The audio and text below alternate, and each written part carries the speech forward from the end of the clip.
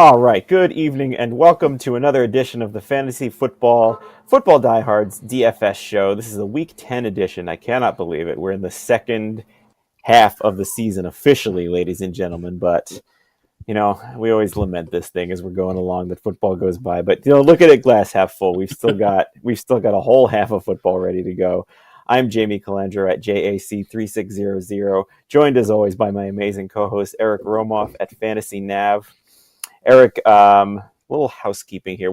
How are you doing? First of all, what's life like down there in Texas, and anything new that you want to bring us up to speed on?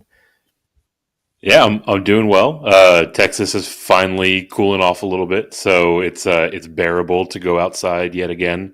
And we're also about a week into the new college basketball season, so things have been running and gunning on that front. We're cashing a lot of checks in DFS and on Prize Picks, so it's been a good start to the season. Also, I'm going to have to pick your brain a little bit now that betting is legal in Maine, because I've been getting right into some of these mid-major bets for college basketball. Almost won a 5-leg one. I forget what game it was, but it went into overtime, and I had picked the under on it, so that went out the window. But hit 4 out of 5 of them, so I'm gonna pick your brain a little bit as college basketball gets going. It's fun. It's fun to be able to bet now. I got some other things. I got a thing going on Twitter right now where somehow we're posting old pictures of ourselves, and I admitted to the Twitter world that I used to have frosted tips in college. Wow. So bring them back, Jamie. Bring them back. Yep, you can. Yeah, maybe you can. If I tell you what, if I win a GPP, I will frost my tips on air, or not on air, but yes, I'll arrive on air with frosted tips for each other. I'll hold you to it. You got any? Oh, I'll accept that. Then there's no amount of money that won't make me do that stupid stuff. But you got any of those high school or college demons that we could? So not quite to the level of frosted tips, but I used to rock a pretty good amount of lettuce. Used to have the flow when I was younger. So there's definitely a fair share of pictures out there where I've got hair down past my shoulders. Oh, you had long, luscious, flowing hair. Is that from the grunge era? How old are you, Eric? You got to admit this on the air now. I am 36 years old. Yeah, so grunge influenced for sure.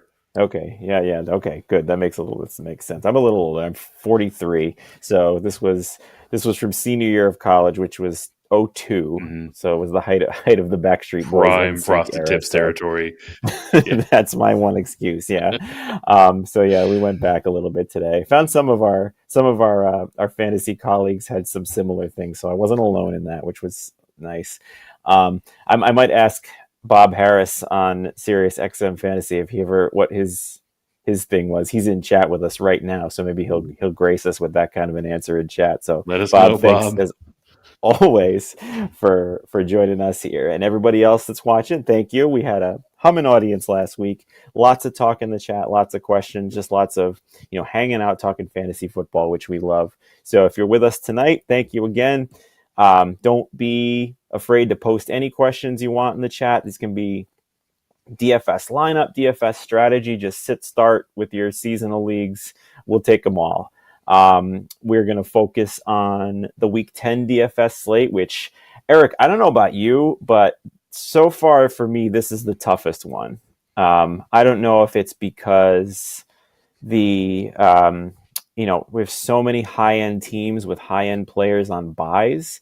I don't know if that's playing into it, or if pricing is just so dynamic that like every iteration I'm finding, it just has, it's $100 short, it's $100 over, or it's got way too much of one team. I don't know if you're falling into the same category. Like chalk seems to be centered around one team or two teams. We'll get into all that, but are you finding difficulty with your builds so far? Yeah, not in love with this slate overall, right? Like at the macro level, there's some pretty ugly games in here. Some of our favorite offenses that we like to build around are in kind of difficult spots from a matchup standpoint. The pricing feels like it's gotten a lot tighter. Chalk is there isn't quite as much bad chalk out there, which is it adds to the mix for a GPP player, right? So this one's proving tricky. But what I will say is that whenever I'm not loving a slate, I actually, knock on wood, I tend to do fairly well. So hopefully that will be a sign of things to come. Yeah, and I don't think I think that makes sense too, because if we're finding it tough, it means it's tough for everybody. I don't think it's just that that answer is just eluding us and everybody else has figured it out. Like, not to sound like we're tooting our own horns, but we do the research with this stuff, and we deep dive, and if we're having a hard time figuring it out, like, that might actually give us a bit of an edge over the competition. So hopefully that is the case, especially if you're listening to us and you're going to take our advice tonight. But let's get down to it. We're going to start. We have 4 buys, and we have a Germany game again with the Colts and the Patriots. That's always fun. 9:30 Eastern for me. I think we 8:30 for you. We established 8:30 for so me. you Yep. get your breakfast and your morning coffee with football. Nothing better than that. So let's get into it. I'm going to do it something a little bit different here. Actually, first of all, we'll start like we always do in the high tier of quarterback. And we don't have Mahomes, we don't have Hurts, we don't have Tua, so we're missing a lot of people that we might look to on the high end there. In that high tier of Lamar Jackson and Justin Herbert, there's no reason to go here in cash. So I'll kind of kick this to you first, being the better GP player of the two of us on this show, and just give me your thoughts quick on Jackson and Herbert. Yeah, in a vacuum, I don't necessarily love either of these options, right? We have been giving the Cleveland Browns defense their flowers all season, and this week Lamar Jackson gets that very tough matchup, and also his running floor has been a little bit more sporadic this year than we've seen in years past. He's turning the ball over. At least he's had some fumbling issues this season, so he's not as surefire a cash consideration as we usually look at him. From a tournament standpoint, it seems like everyone is kind of following suit with that sentiment. He's looking at like 3% rostership. Mm-hmm. And if he stays that low, I'll probably throw a couple of darts out there, but I don't love it. And similar consideration with Herbert to a lesser extent. Not the best matchup against Detroit, but a game that we want to try to find ways to get into. Right now, sitting at about 5%. So if he stays around there, again, I'll try to get some contrarian builds around that game with Herbert. But neither of these guys are in spots that I love. Yeah, I would tend to agree, and I think I'm with you. I'm picking Herbert. He's more easily stacked, I think, even with or stackable, I guess, even with Josh Palmer and Mike Williams out now. So Keenan Allen's the obvious one, but you got to get a little cute, I guess, if you're stacking with him with the secondary or tertiary pieces.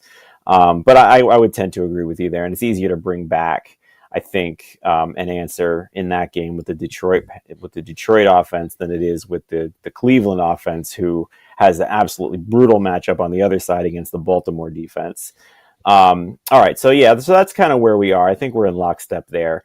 Now we get into this mid range, so this is a little bit better, or a lot better, really.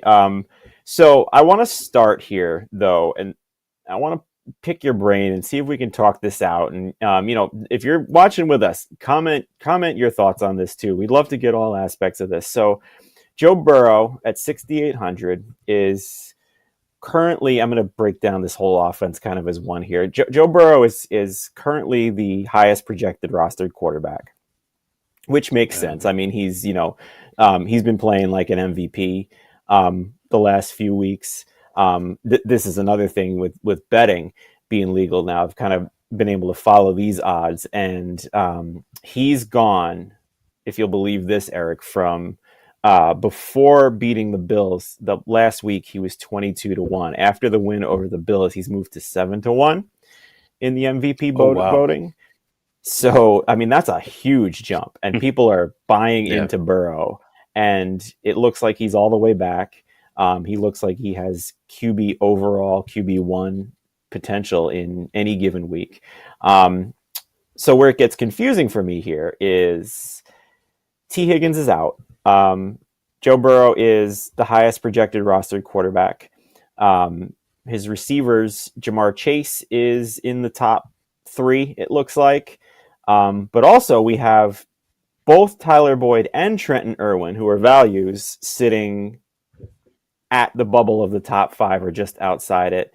And also Joe Mixon is the chalkiest running back right now on this slate, um, according to the projections that I'm looking at here. So this is hard for cash because you kind of got to pick a path here. You can't roster Burrow, Mixon, Chase, and one of those other receivers in cash because that's just not a positive move.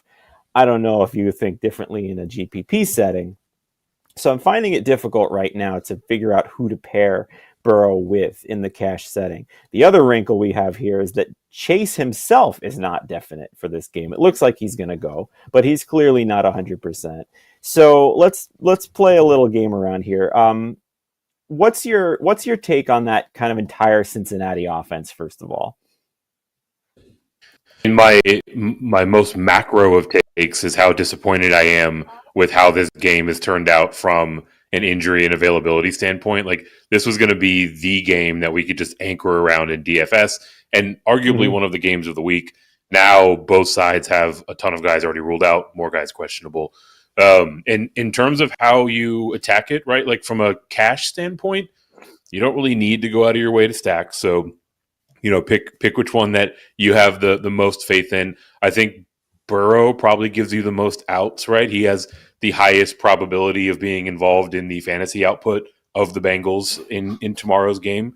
From a tournament standpoint, I mean, it gets kind of tricky, right? Because guys like Trenton Irwin, aren't someone that you want to roster when they're going to be super popular.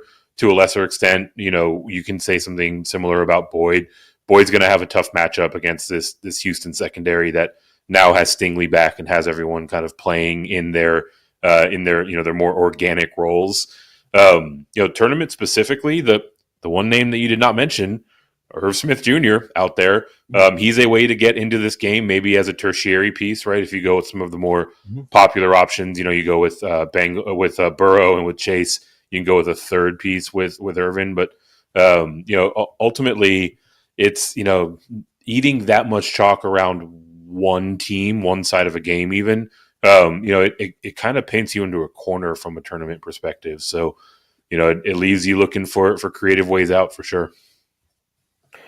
Yeah, and it is from a cash perspective too, because you just can't have all pieces of this game and really build an effective lineup around it. I mean, as I stand right now, Burrow is almost certainly going to be my cash quarterback. He's too cheap at 6,800 the way he's been playing right now.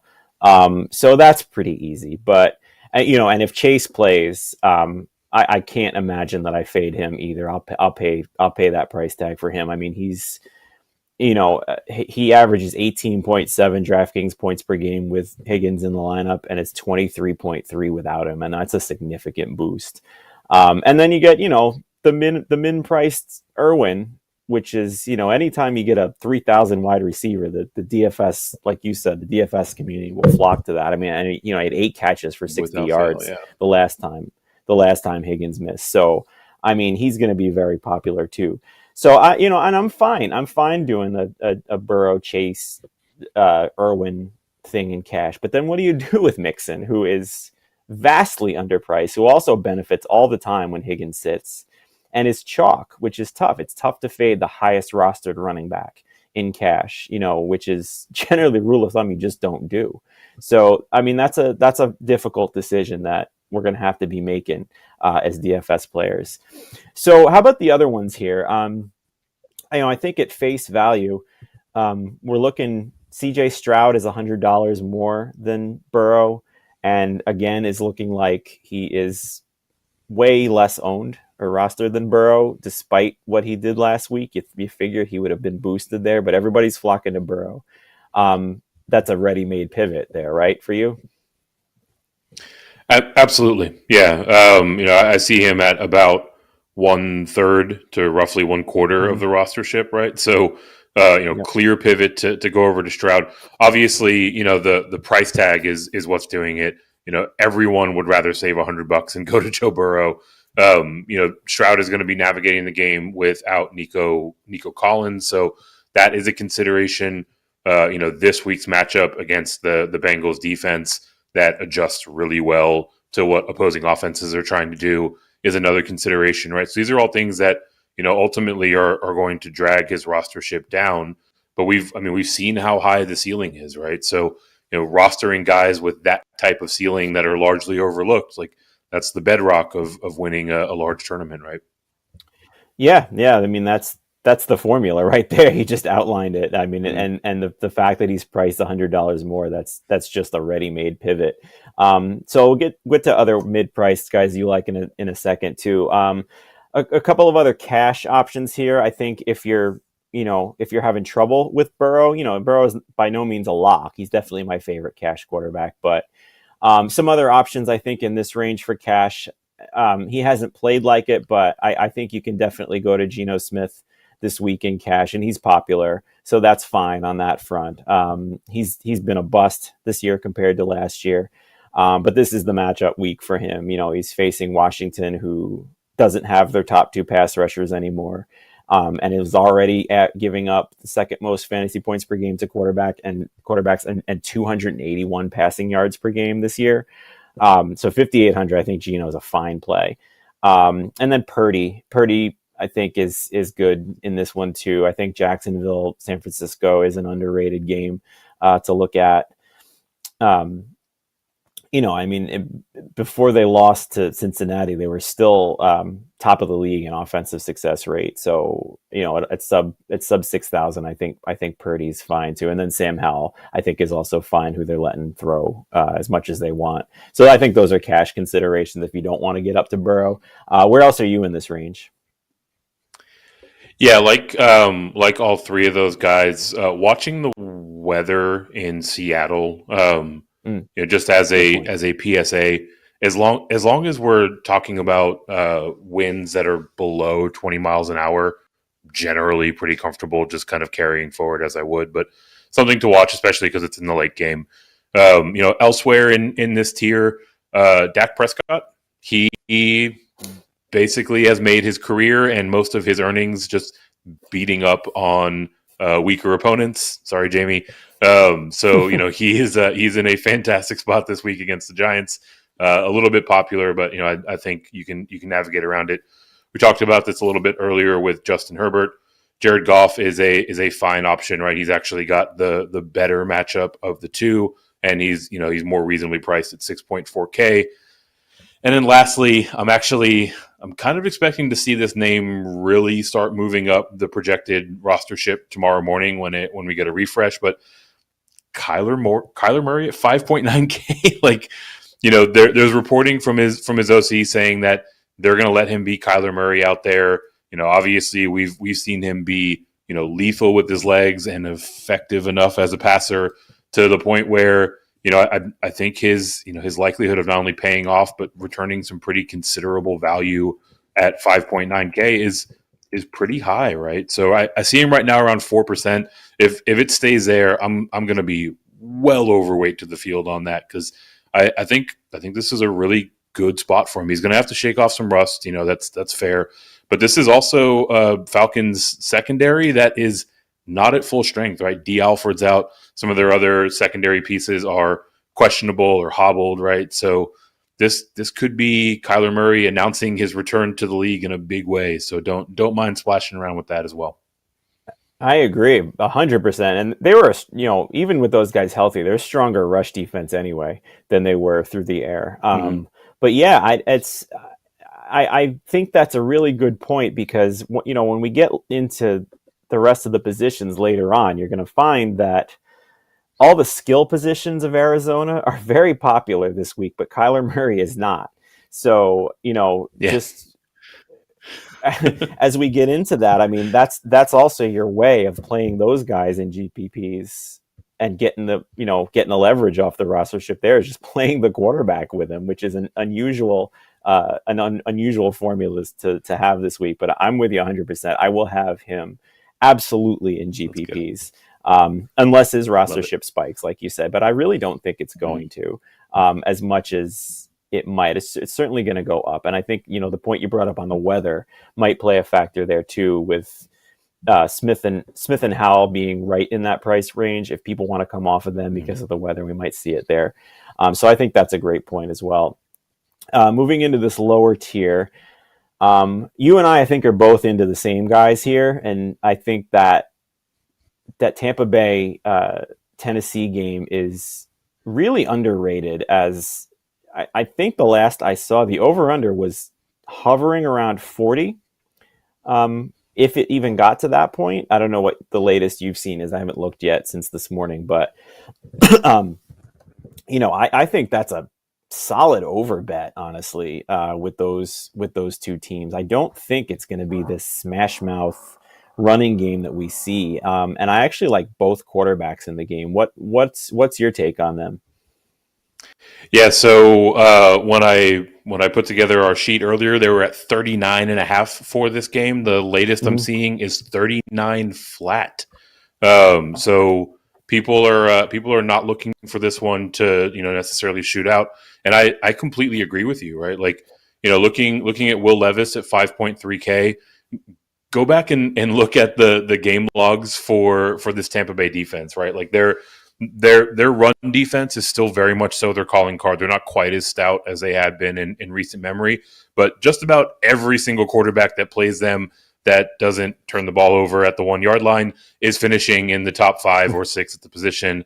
Obviously, Will Levis is breathing some life into this offense. So, like him there, and poor Baker Mayfield. Like this guy is like waiting for that, like that emergent moment where he announces his return as a viable starter, and it looks like he's going to get it last week against the Texans, and then CJ Stroud just completely eats his lunch, and he's left there just pouting on the sideline. But it hides the fact that on the season as a whole, he's been more effective than I think most people projected, and certainly he's shown as recently as last week that he can reach back and bring a little upside, right? So both these guys in a game that sounds like we both like to go over this total, and neither of which are projected to be all that popular. I mean, these are guys that I can definitely rotate around.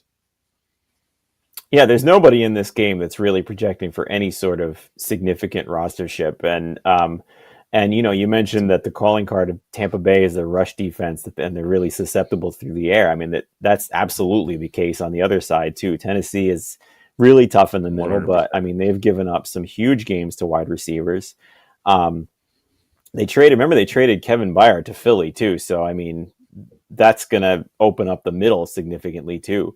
So there's ways that Tampa Bay will be able to beat you through the air here too. So I like that we're in lockstep on that. I'm going to probably compare our GPP lineups when we get to it. All right. So that's the quarterback position. Again, we're happy to have you along with us on this Saturday night, the day before we get our football Sunday. If you have any questions, please feel free to post them into the chat. We're going to keep this thing going right along with the running back position. And this is going to be some fun. So let's hit on the high end first here. This is a week for me, and I think this is adding to the difficulty here. In that the running back pool itself is weaker, or at least more volatile than I consider it to be in most weeks here, to a point where I'm not really looking to spend up into this high register in cash. Obviously, you can. If someone told me you're spending on Christian McCaffrey in cash, I'm not going to say you're making a mistake. But let's talk about that McCaffrey, Eckler, Kamara, the three highest price running backs, I think. Am I missing somebody in that? I don't think I am. Let me see here. McCaffrey, Eckler, Kamara. No, those are the three highest price. So how are you approaching them in this one? Yeah, so I mean, you have to say Christian McCaffrey's name every single week, right? I think he's on 17 or 18 game touchdown streak now. For me, I'm probably not going there in tournaments. One, from a pricing standpoint, but two, the run is the strength of this Jacksonville defense, right? Part of the reason why I like Brock Purdy is Jacksonville's a bit more of a pass funnel. Obviously CMC can get there any given week, but doesn't set up like the best spot for him. Austin Eckler's kind of interesting, right? Like we haven't seen him get back to the shades of the player that we saw last year, certainly. But if nothing else, he might be the most reliable, at least highest ceiling, least rostered option on the Chargers side here, right? Like I'm seeing him around like 7 to 8 or 9%. If that's going to be the case, stacking him up with Herbert is a really interesting way to get into that game. So he'll be in the pool for that reason. And then obviously Alvin Kamara, a bit of a down week last week, in a pretty good spot here. Still seeing, I think it's still averaging, I should say, north of 20 touches per game since he came back from that suspension. So the volume there is elite, right? So don't mind going here, but he is one of the players that burned me. So I'll mutter some things under my breath when I click his name tomorrow. Yeah, and another thing to keep in mind on with New Orleans, there's kind of that developing situation with Michael Thomas's arrest. So I don't really know, I don't know what's going to happen as far as his availability. I don't think anything's been released on that yet. But, from a football standpoint, if Thomas is inactive tomorrow, that does up an already elite target floor for Kamara. So sure. That's something to watch too. And I think you might see a little bit of a rostership spike if we do see that. So my favorite play in this high end, and it's tough, because Tony Pollard has been one of the bigger ADP busts this year. He's been very disappointing. It's just, if it doesn't happen this week, it may not be happening for him. Because you can't hurt me any more than they already have with Giants talk. But we've got the stars aligning here for Pollard. His price is at 7,300, which is actually way up from what it was even since he busted last week. But there's a reason for it. I mean, the poor Giants have an implied total of 10.5 points, which I don't know that I've ever seen before. Pollard's really only one smash game came against them in week 1, when they were at full strength on defense, and they've traded away Leonard Williams, which we saw was significant in stopping the run last week, as Jacobs pretty much did what he wanted with them. Dallas is 17-point favorites, so the game script really should work in Tony Pollard's favor. I think, I'll let you talk GPP in a second. I think from a GPP standpoint, though, maybe his ceiling isn't there if they don't need him the entire game. But I think, at 7,300, he's a rock solid cash player and one of the ones you should be considering at the top of your builds. I absolutely agree. Right. The thing that struck me as odd with regard to Pollard in particular, right now I see him as the 4th highest rostered running back in the kind of high teens, that like 15 to 20% range. But Dak Prescott is way up there in terms of rostership as well, right? So, like, where are these teams that are playing both of these guys together in a blowout?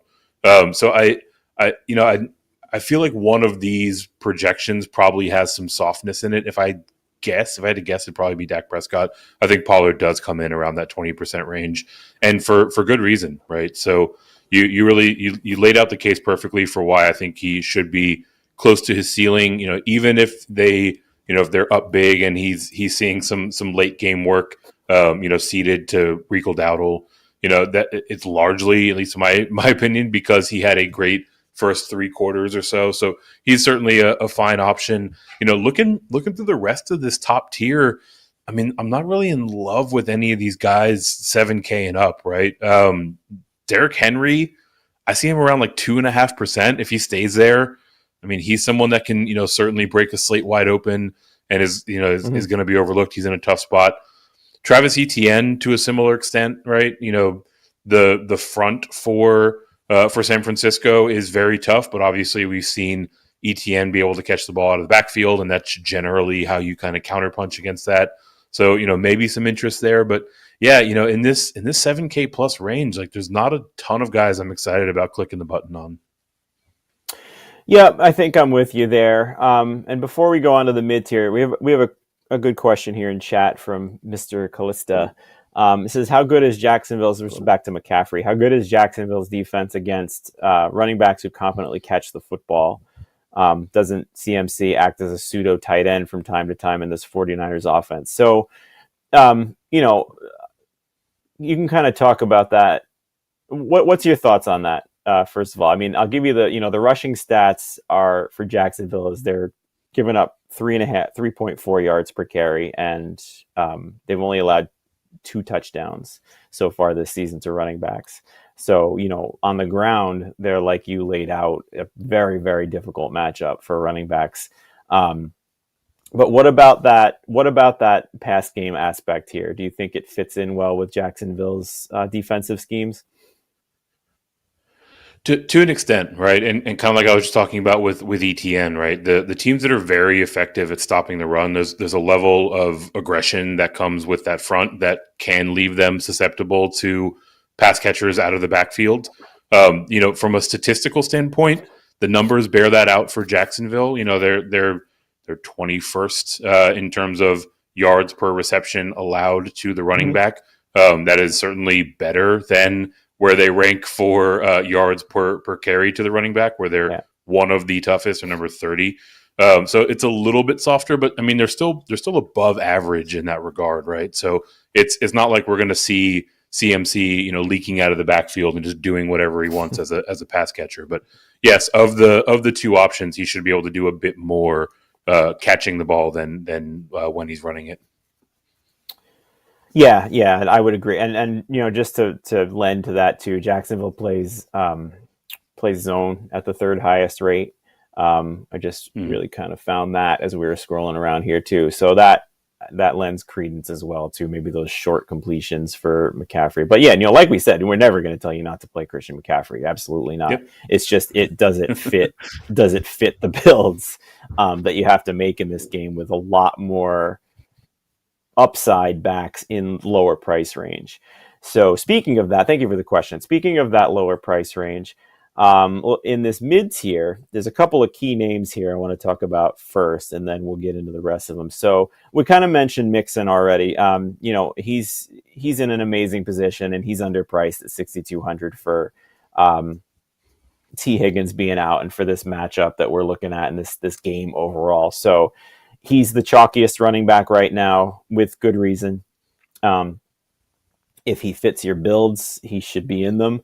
But the complications here, again, if you're just joining us, is how does he fit in with the Cincinnati passing game also being chalk? So that's kind of decisions you'll have to make as we go over, and there's really no right one that's sticking out yet. Another one I want to talk about here, the elephant in the room that's been all week, really, is Bijan Robinson and his usage in that Atlanta running game. Bijan is at 6,000, and he has one of the top matchups that you can have for running backs against the Cardinals, who have already given up 13 touchdowns to running backs and a little over 138 total yards per game. So the matchup is no question here. The split and the workload with Tyler Algier is certainly the question here. So I'm comfortable playing Bijan Robinson in cash play this week at his rostership. Just because he's so cheap and he's going to be popular, and the matchup is amazing, and he is getting work. It's not like he's getting 5 carries a game. It's just how he's sharing that workload.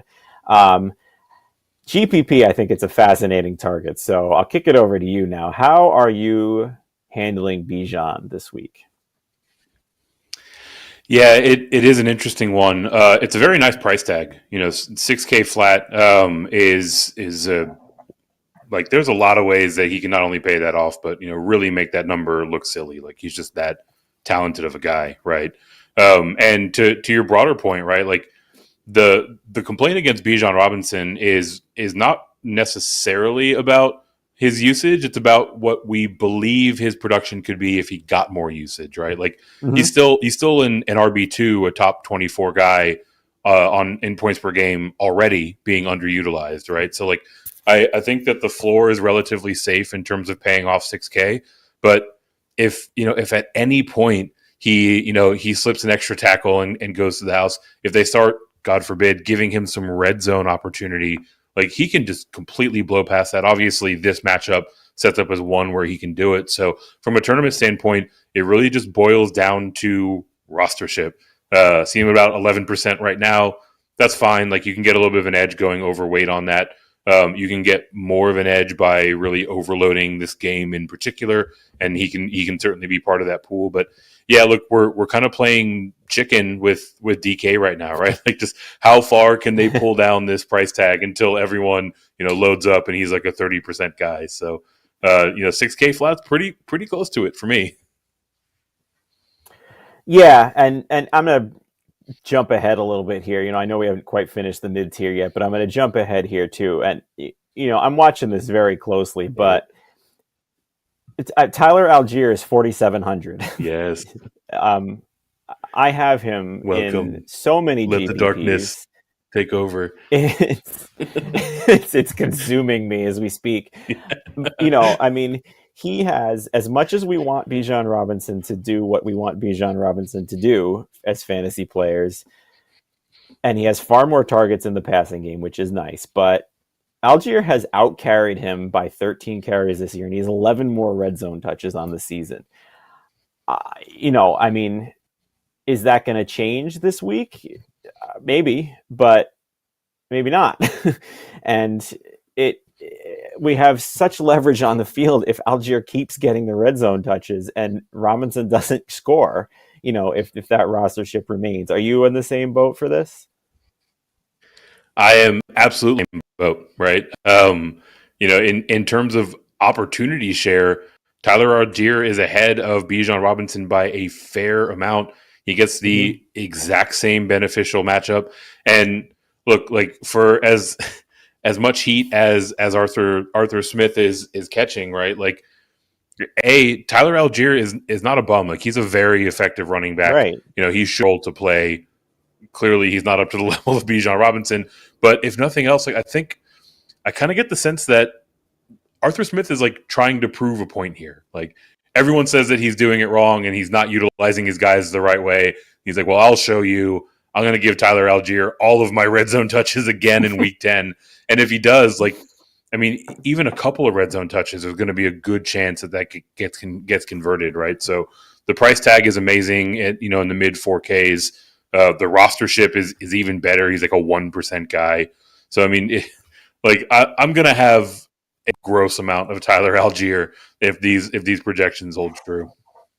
I am as well, and that's where I am right now for sure. And just to kind of reiterate what you're saying, Arthur Smith, I know he's catching a lot of media heat and social media heat for his usage of these running backs, but he's not going to just change his game plan because Twitter tells him he should for fantasy purposes or whatever. Maybe Bijan does get more in this game. And, we're hoping that as people who roster him on fantasy teams, but football and fantasy are not the same thing. And that's something to keep in mind when watching these games and when drafting your teams and when playing these DFS games for sure. All right, we've gone off on a bit of a tangent here, and we might be running out of time before we get to the wide receiver tight end position. So give me a couple more of the mid-tier running backs, and then we'll fire through the low tier here. Yeah, I like David Montgomery as a way to get into that game with the Chargers. That is going to be largely overlooked in like the low kind of 3 to 4% range. Kenneth Walker, especially if that game ends up being weather-bound from a wind standpoint, he's a quick way to mitigate that with the ball carrier. Talked about Bijan earlier. James Conner back as a full go should step right into that workload that we loved when he was out there earlier in the season, and sneaky effective as a pass catcher, right? So a lot of things to like about him at 5.9K. And then Rachaad White, like we've talked about a few times now, going against a tough Tennessee run front, and usually the counterpunch to that is exactly what Rachaad White does well, which is catch passes out of the backfield. So 5.8K, he's in a pretty good spot, all things considered. I love Rashad White at 5,800. He's in my cash lineup this week, almost for sure. He's one of the true like every down running backs that we just don't see much in the NFL anymore. He's played over 82% of their snaps in consecutive games, and he's caught every target in those 2 games. He's actually, I think I saw he's on like a historic pace for catch rate for running backs this year. So yeah, I think he's way too low. And like you said, if you take away the between the tackles thing where he won't be efficient, he can absolutely make that up in the passing game. Moving to the lower tier for sure. We already touched on Algier. I think that's definitely my favorite play in this lower tier. I'm okay with the Pittsburgh running backs. I wish they weren't in such a split. But I think either one of them is usable at 5,000 for Jaylen Warren and 4,900. It's a great matchup against Green Bay. This is kind of like the Zeke Pollard thing we saw a couple of years ago where, Harris will get the inefficient kind of bust through the tackles and score the touchdowns, and Warren can get the big play. So I think either one of them is fine. Who else do you like in this tier? Like Najee Harris, more of the two from a tournament standpoint, being overlooked. Last week, saw a season high in carries, saw 4 targets, saw a season high in red zone carries, and something a little bit more kind of subtle. I'd say it's something to watch necessarily, more so than to really dig in on. But Kenny Pickett was under center a bit more in that last game, and it looked like the run game was a bit more effective when he was taking snaps under center. So if that trend holds, Najee Harris could certainly see his arrow pointing up. Alexander Mattison at 5.5K, not the best matchup. Saints can be kind of hot and cold against the run, but the thing with Mattison, he needs the volume. Fortunately, Cam Akers went down, so now that volume is his for the taking. Should be able to pay off that number. Love Algier, like we talked about. Devin Singletary is kind of interesting to me. He looked when he had the stage to himself last week, but he is going to have the stage to himself again this week, and it is a much more favorable matchup. Not going to be as popular as he was last week, certainly, and one of the the kind of overlooked ways to get onto that Texan side. So don't mind going there at 4.7K. Yeah, I like it again too. Why not? All right, so we're moving on to wide receiver here. Again, have any questions, get them in the chat. We got a bunch of people watching us, but not a lot of help being asked for. So don't be afraid to throw it in there. We'll get to them. We got about 20 minutes left or so to get through the wide receivers and tight ends and your questions. So we're going to go to wide receiver now. We kind of touched on Jamar Chase here.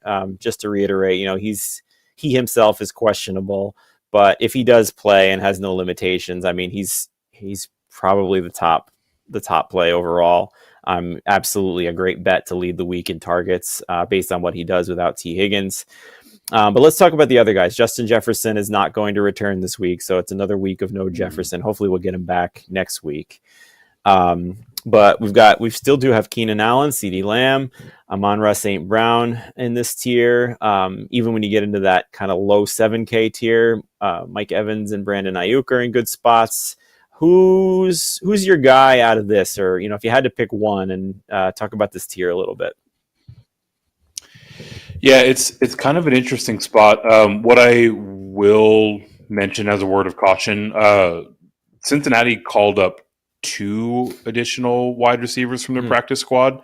So they that put some doubt in my mind about the availability of Jamar Chase, but obviously we'll have that news before games lock at noon Eastern. Thank goodness. 1 Eastern, excuse me. Keenan Allen, I mean, he's going to sop up a ton of targets in a game that we want to get into, right? So he almost kind of has to be in the player pool. His rostership looks manageable in kind of like the high digits range.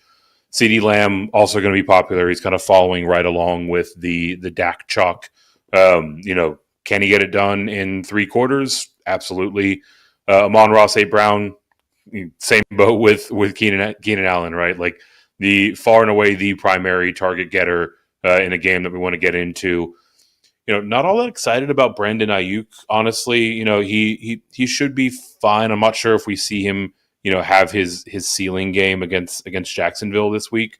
But the guy that I want to talk about here is Mike Evans, right? Like this is a Titan secondary that is now down a man in terms of their starting quarterbacks, and was already letting guys kind of do whatever they want, right? So Mike Evans obviously has the size speed advantage on a good chunk of the cornerback population in the NFL, and that's certainly the case. So for this matchup against Tennessee, like if we're talking about a shootout here, Mike Evans coming in like the 6 to 8% range is someone that I'm going to have a ton of interest in.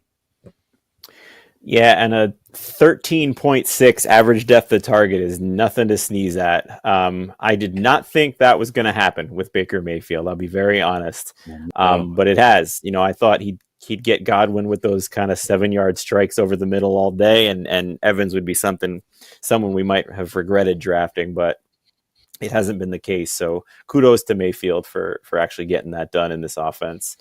So the mid tier here, we've got several players that I think you can take a look at in all formats. As far as cash goes, this is a bit of an odd spot for me because there are so many in slightly below the mid tier in that 5,500 and under range, starting with Tank Dell, which we'll get to in a second. But I do think, again, you mentioned the weather a few times in Seattle, and that's definitely one to watch for. But I mean, I for sure think Terry McLaurin at 5,800 continues to be usable in all formats, and that's cash. Cash is fine if you have money and you want to get up to him. I mean, he has 8 targets or more in 5 of Washington's last 6 games. If that's not a cash floor, I don't know what is. And this is another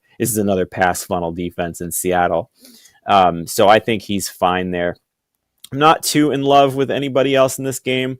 For cash, I think maybe on the other side, you can look at those Seattle receivers. I like Lockett a lot more than Metcalf in this one, just because of how bad Washington's pass coverage is. But otherwise, I think this is more of a GPP tier. So why don't you take over there and give us some names?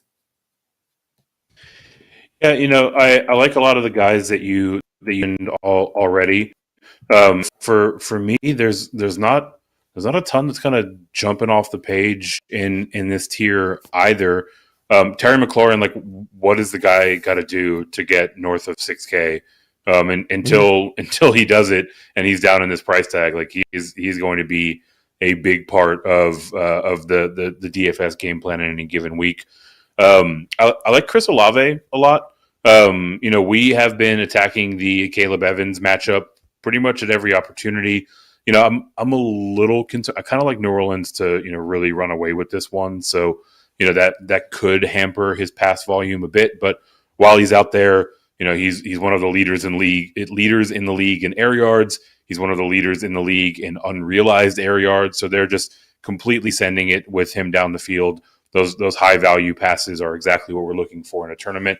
Deebo Samuel at 6.2K. This is really the price tag where I want to roster a San Francisco wide receiver. Obviously has the involvement in the ground game, at least enough to where he should be able to pay that off. And then we have one of the more popular wide receivers on the board this week, DeAndre Hopkins at 6K flat. We've now spoken in pretty good detail about how this Tampa Bay secondary can be exposed. Obviously, DeAndre Hopkins has been the beneficiary of most of the targets in Tennessee throughout the season, and certainly been the primary beneficiary of Will Levis coming in under center. So don't mind him at all. He's one to watch because I wouldn't be surprised to see him, potentially push for the top spot in terms of rostership when we get to lock. Yeah, I'm a little puzzled that he's not in that area now, honestly, and it kind of caused me to overlook him. I mean, it's such a pass funnel defense. He's the Levis has already shown an affinity to throw into him. I mean, he's got 17 targets from him, and these are all sorts of targets too. He's hitting him short and he's going long with him too. So there's a floor and a ceiling here to be had. Going into that lower range, this is where I've been living in the cash realm outside of Chase.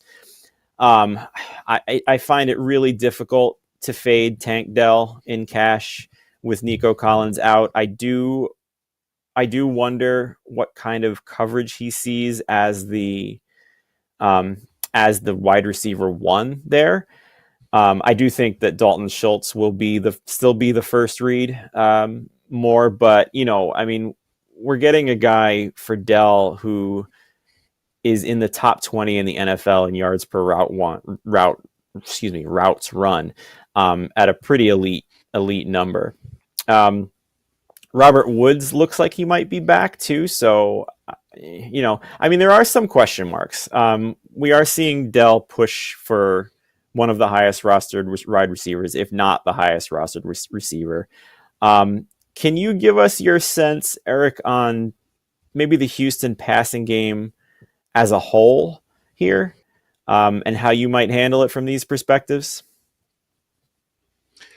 Yeah, it's tricky because that number for Tank Dell specifically is very appealing, right? He scores 30 points last week and is still in the mid 5Ks.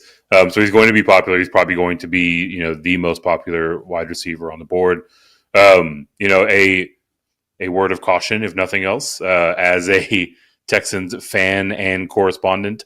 The last time he went out and put up a 25 plus performance, he was also super chalky. That was following week 3. He went into week 4 and gave us 4 points. The floor is certainly there. I unfortunately for my fandom don't think that we see a repeat performance out of the Texans offense this week. The layout should be pretty straightforward. It's going to come down to Robert Woods, right? Tank Dell has actually been playing outside more than you might otherwise think he would. Basically, since Noah Brown returned, Noah Brown has kind of taken over that slot role, and Tank Dell and all 5'8", 165 pounds of himself has been lining up outside. Really the question that we're trying to plug in is who steps up in that gap that Nico Collins leaves behind. I think it's Woods if he's healthy and available. If not, we probably see a rotation of John Mechie, maybe to a lesser extent Hutchinson, but we should see really guys, assuming health for Woods, be the ones that are out on the field for the vast majority of the game. Yep, I would agree. I keep forgetting you're a Texan. I keep forgetting you're a Texans guy, Eric. You got to be. We don't talk about this enough. Weird. You got to be happy. There aren't many of us. I know, but there's even less times to have you get to sit there and say we're actually happy for our future right now with the way things are looking, right? I mean, you got a real quarterback. They picked the right one in this draft. So maybe all 3 of them will be good, or maybe all of them will be good, but out of the gate, it looks like they got the best one. So you got to be happy about that. Do you like Noah Brown at 3,700 for DFS? I do. Yeah. The secondary for the is no walk in the park, right? But Mike Hilton, he is more of a safety by trade. So Noah Brown should be able to kind of work around that. And I do think that we see Noah Brown's pass volume or target volume really take a considerable step forward with Collins out, right? So in terms of the involvement in the offense, I think his opportunity probably expands the most. So don't mind him at all at 3.7. Yeah, I agree. And I do think it merits at least attention to the fact that he technically does have the toughest cornerback to receiver matchup of the group there. But I think you're right in the way that the scheme works. It's not as big a worry as we would tend to see. I do want to talk quick about Tyler Boyd. I mean, we talked about that entire Cincinnati offense kind of in the beginning of this thing, and talked about Chase and Irwin, and you mentioned Irv Smith too, and Mixon, but we didn't really get to Tyler Boyd. I think Tyler Boyd is more of a cash play than a GPP play. This is kind of a guy that hasn't topped 75 yards in over a year. So that doesn't really speak to his, and there have been games where Higgins and or Chase have been out in that situation too. So it doesn't really speak to his ceiling. Actually, I'm looking, it's not even 75 yards. It's 62 yards in over a year that he hasn't gone over. So it really doesn't speak to his GPP ceiling, but I think he's fine for cash. Absolutely in this game, for somebody who is only 4,600 and who figures to be on the field every down, in one of the better game environments that we're looking at. So I'm definitely okay with Boyd in cash. I do think if you're playing one of the cheap Cincinnati guys in cash, it makes a lot more sense just to save the money and pay the minimum priced Irwin, who is chalkier anyway. But I think either one of them is fine. If we see Chase ruled out, like you said, that pretty much flips the whole slate on its head, and that downgrades Burrow significantly. It upgrades these cheap guys to top values, though, but you're going to probably want to go somewhere else at quarterback. So you might take everything we've said and thrown it out the window here. A couple of other cash plays. I do want to mention another one, and I'll give you the floor for some GPP plays to finish this up. I really do like Marquise Brown a lot. We talked about Kyler here, and Marquise Brown is flirting with the top of the wide receiver pool in rostership as well. He and Kyler Murray showed really good connection last season. It was only a 19% target share between the two of them, but the average depth of target was incredible. And this is a Falcons team that, you pointed out, is banged up in the secondary and are very vulnerable to these big games through the air anyway. So I like Marquise Brown a lot in cash. Who are some of your other names here? And we got some questions to get to in the chat before we move on to tight end too. Ooh, let's get them. Yep. So yeah, the cash guys that you mentioned are very much so in play from a cash standpoint. You can roster some of the more popular ones like Tank Dell, but you really have to get unique in how you kind of construct the rest of your build to account for that. Some of my other GPP favorites, Drake London, like giddy up 5.5K. Usually guys coming back from injury are generally overlooked. He gets that juicy Marco Wilson matchup in a game that I personally like to shoot out. So love firing him up. I'm gonna have so many Atlanta, Arizona stacks, and it's a weird place to be in my life. Deontay Johnson at 5.4K. He's getting all the targets, right? So the way that they use him, the way that he moves around the formation, not exclusively pinned down in the slot like he had been in years past. So he should be able to to find his opportunities and to pay that off. Dobbs, to a lesser extent, he's in a fine spot from a matchup standpoint. His price is right.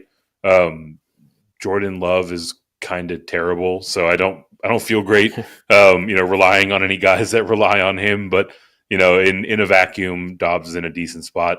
Going a little further down, Quentin Johnson, and to a lesser extent Josh Reynolds are under rostered ways to get into that game that we like. Talked about Noah Brown at 3.7K. Obviously, Irwin is min price. If you really buy in what we're selling in terms of this Tennessee Tampa Bay game going over, and you want a way to pivot off of some DeAndre Hopkins chalk, Kyle Phillips is out there a pretty fair amount. He's min price as well. I'm pretty sure the game plan for the Tampa Bay secondary is going to be bracket DeAndre Hopkins. So there could be some cheap receptions underneath there for Kyle Phillips. It is very much so a giant field dart throw, but one that I'll probably throw a couple of times tomorrow.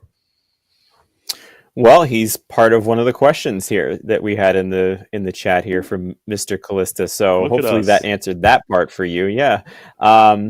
Here, so we have several, but we'll finish his first. So he's asking this. We can kind of, do this in the tight end section in a minute a little bit more. But what he was asking was, if Hopkins is viable, does that mean that Phillips and also Chigakonkwo are as well? So are you into him as well? I am, for sure, at 3,000 in this game. Yeah, absolutely right. The matchup is great for it. From the DFS perspective, they're largely being overlooked. So, love these sort of leverage plays.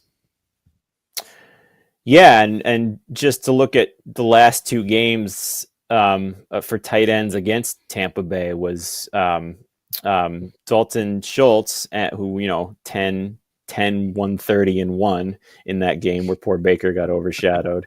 And then before that was Dalton Kincaid, who went 5 for 65 and a touchdown. So, yeah, I could see it for sure as this being, his best week to date. So thanks for that. We have, I lost him now. Where is it? Okay, so Corey Bishop has two quick ones for us. So we got a flex and a defense question.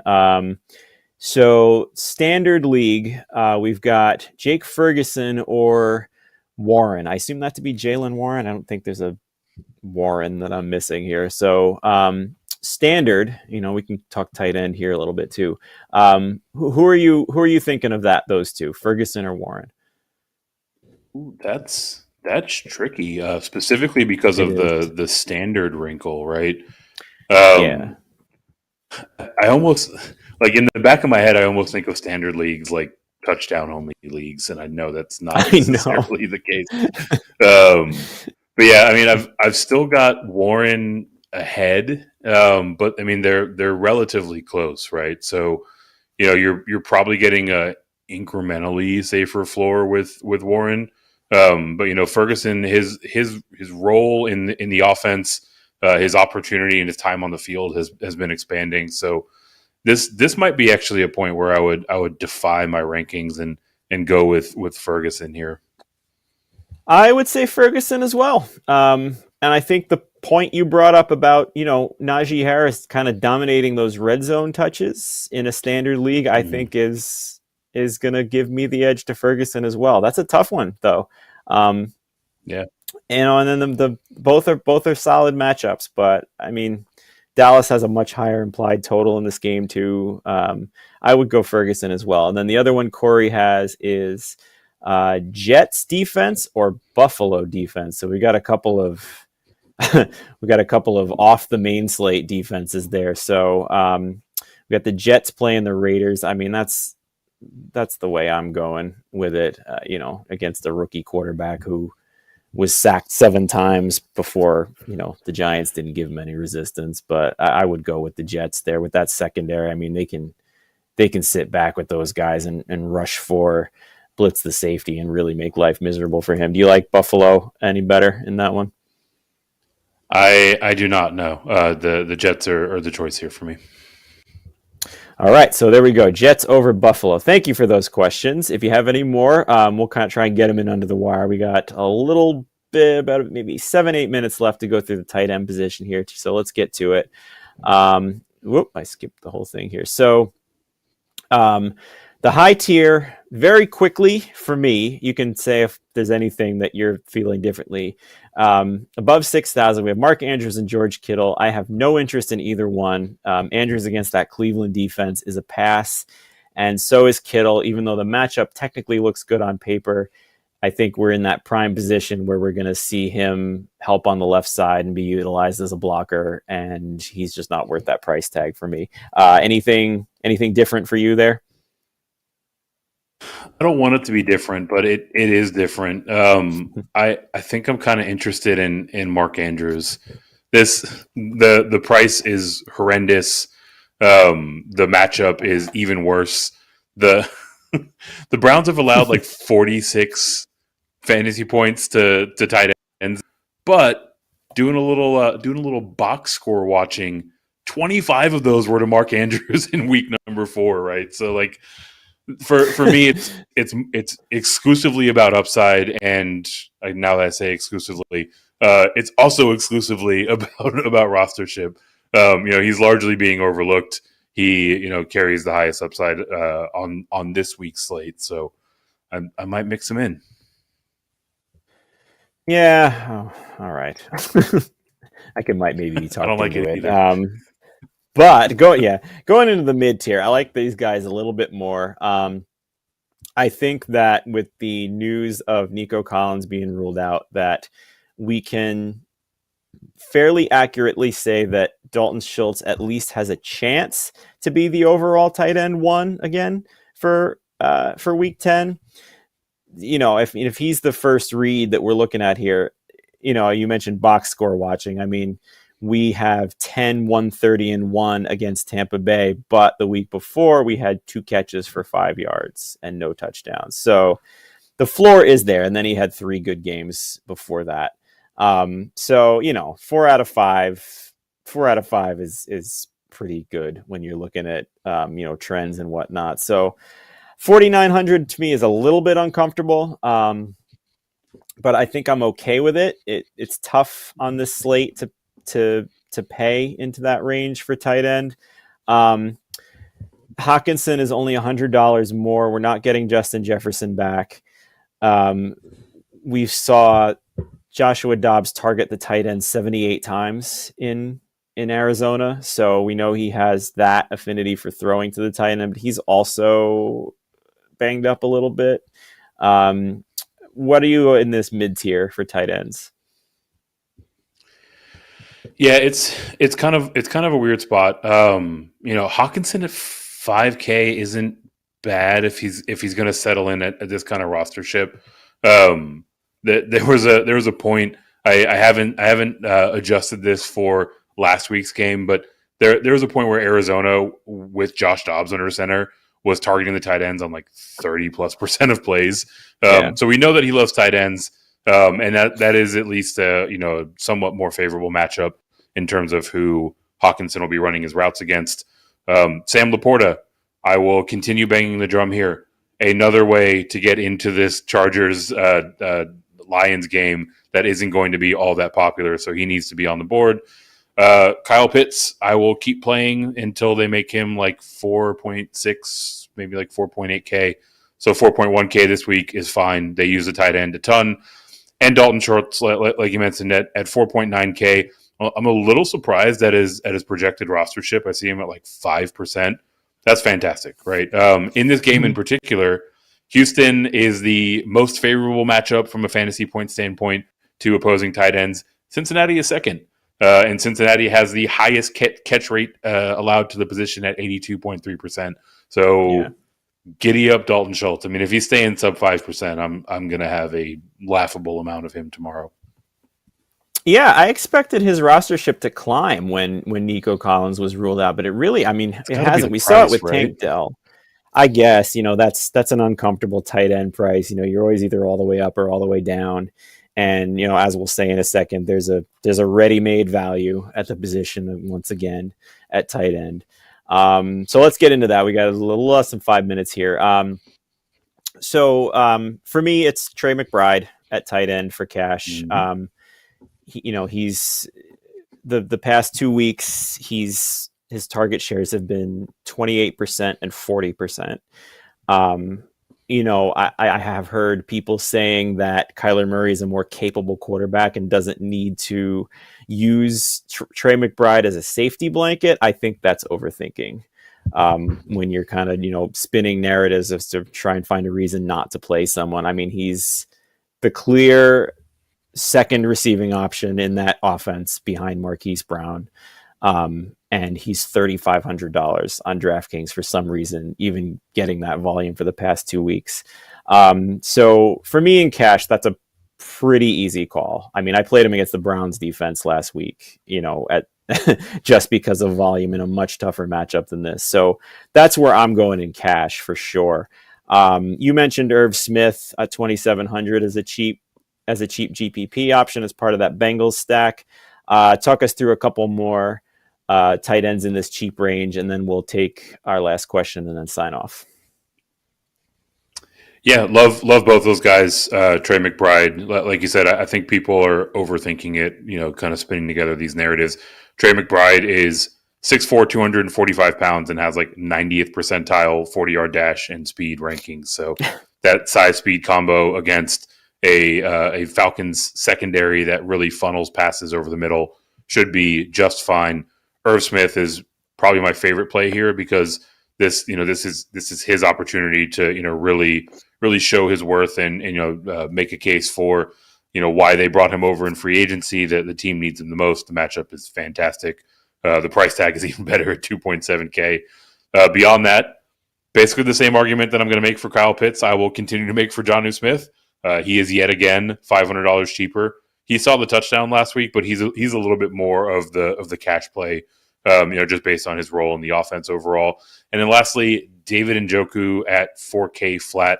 Really been coming on of late. Obviously in a tough spot, but Deshaun Watson has buoyed plenty of tight ends in his day. David Njoku looks to be the most recent beneficiary of that. I'm blanking on who was the last Houston tight end when he was there. I cannot place it. It seems like it's a Going name back that to should be right on the 2019. And actually, I'm blanking on that too. We had kind of had a rotating door there for a while. Oh yeah, I mean, I remember when you had like that Jordan Akins, like Darren Fells nonsense where there was one to pick, but wasn't there? I feel like there was one of Watson's peak years where there was a really high end tight end on that team. Am I mistaken, or is? I mean, high end might be putting it generously, right? We had Owen Daniels is our leader in just about every category. Ryan Griffin did okay for us for a while. Owen Daniels. That's Owen Daniels is who I was thinking of. That's the one. Okay. Yeah, right. He's not elite, but yeah, definitely Owen Daniels was definitely the one. Little before the Watson days. And Corey just in the chat, Austin Hooper too, right? That's another one. Oh no, that was Tennessee. That wasn't Houston, right? He was never on Houston, was it? Austin Hooper? He was not on Houston, no. No, yeah, he was a Tennessee guy. He was with the Tannehill Tennessees and whoever was the quarterback. God, I can't remember any players now. They're all meshing together on those things. All right, so the last question, Mariota. Yeah, thank you. So the last question before we sign off here: will the Cowboys defense outscore Tony Pollard this week? What do you think? I say no. Don't bank on that. But it's a fun one. Yeah. Probably not, but the fact that it's a conversation tells you all you need to know. Yeah. It's an interesting one. It's one for thought too. I might put that on a Twitter poll and see what it comes at, just to see. I'll credit you. Yeah, right. Mr. Callista, thank you. All right, so that's going to do it for the Week 10 edition. We'll see you next week for Week 11. Can't believe we're into the double-digit weeks again. Real quick before we sign off, Eric, where can we find your work again? All my work rolls up into my personal Twitter, which is at FantasyNav. If you're looking to get up to speed on everything college basketball, you can check us out on YouTube. It is Green Screens Media. We've been crushing our DFS lineups, our prize picks, our betting picks. It's been a fun start to the season. Awesome. Definitely check that out, especially if you've got betting going on in your state, which I do now. Yay. You can find my work on Football Diehards and Fantasy Pros. Yeah, I know. Pricing Exploitation Guide for DFS comes out on Tuesdays on Fantasy Pros. Thursdays is the Cash Game article. You can find us together here Friday or Saturday nights at 9 p.m. Eastern. And I'm about to hop over onto SiriusXM Fantasy and SiriusXM NFL Radio with the Football Diehards, Bob Harris and Mike Dempsey, to talk a little more DFS over there. So come on over with me and kind of hear the same thing you just heard if you were here for the last hour or so, depending on what questions they ask. All right, thanks. That's going to do it for us. Thank you again for joining us. For Eric at Fantasy Nav, I am Jamie at JAC3600. Have a great night and good luck with your lineups.